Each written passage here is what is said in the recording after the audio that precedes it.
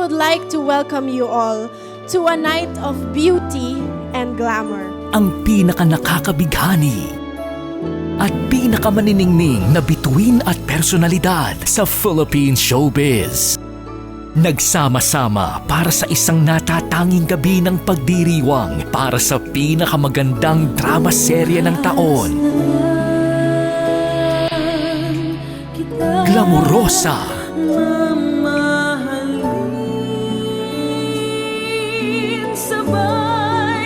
This is the press launch of the new show of Channel 5, Glamorosa.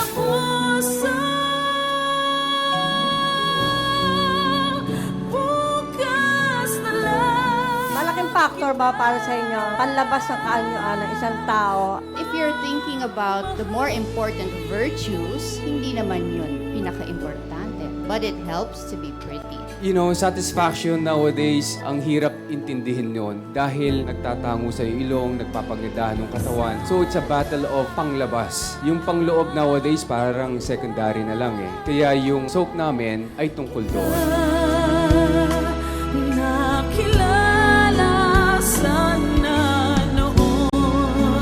Palagay nyo, sino ba ang mas glamorosa sa inyong dalawa? Ayoko makipagkompetensya. Kompetensya ko, sarili ko. Doesn't really matter to me. Ang sa akin, whatever beauty is, it's really from within.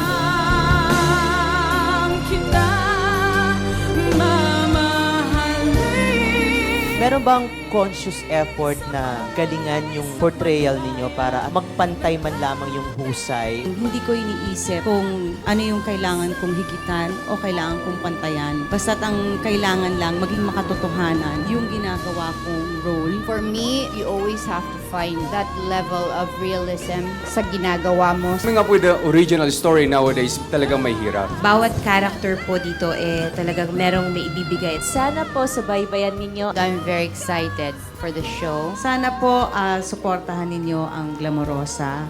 Maraming pong salamat. Glamorosa.